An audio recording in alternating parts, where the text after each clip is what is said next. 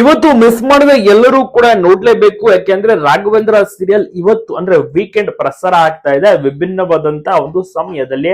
ಹೌದು, 6 ಗಂಟೆ ಅಂದ್ರೆ ಸಂಜೆ 6 ಗಂಟೆಯಿಂದ 7 ಗಂಟೆ 1 ಅವರ್ ಎಪಿಸೋಡ್ ಇರುತ್ತೆ ವೀಕೆಂಡ್ ನಲ್ಲಿ. ಶನಿವಾರ ಮತ್ತೆ ಭಾನುವಾರ ಮಾತ್ರ ಪ್ರಸಾರ ಆಗೋದು. ಇನ್ನ ಮಿಕ್ಕ ಸೋಮವಾರದಿಂದ ಶುಕ್ರವಾರ ಬೇರೆ ಧಾರಾವಾಹಿಗಳು ಬರ್ತಾ ಇರುತ್ತೆ. ಆದ ಕಾರಣ ಕೇವಲ ವೀಕೆಂಡ್ ನಲ್ಲಿ ಪ್ರಸಾರ ಮಾಡಲು ನಿರ್ದೇಶಕರು ಟೀಮ್ ಮೆಂಬರ್ಸ್ ತೀರ್ಮಾನ ಮಾಡ್ತಾರೆ. ಅದೇ ರೀತಿ ಇವತ್ತಿಂದ ಟೈಮಿಂಗ್ಸ್ ಬದಲಾವಣೆ. ಸುಮಾರು 1 ವಾರದಿಂದ ಎಲ್ಲಾ ಕಡೆಯಿಂದ ಜನರು ಕೂಡ ಪ್ರಶ್ನೆನ ಮಾಡ್ತಾ ಇದ್ರು, ಯಾಕೆ ಧಾರಾವಾಹಿ ಬರ್ತಾ ಇಲ್ಲ, ಏನಾಯ್ತು ಧಾರಾವಾಹಿ ಯಾಕೆ ಬರ್ತಾ ಇಲ್ಲ ಅಂತೆಲ್ಲ.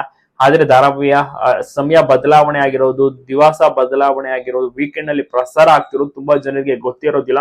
ಇವತ್ತಿಂದ ಮಿಸ್ ಮಾಡಿದ ಎಲ್ರಿಗೂ ಕೂಡ ನೋಡಿ, ಮತ್ತೆ ಎಲ್ರಿಗೂ ಕೂಡ ಶೇರ್ ಮಾಡಿ. 6 ಗಂಟೆಯಿಂದ 7 ಗಂಟೆ ಸಂಜೆ ಎಪಿಸೋಡ್ ಆಗಿರುತ್ತೆ. 9 ಗಂಟೆಗಲ್ಲ, ಈಗ ಸಮಯ ಬದಲಾಗಿದೆ.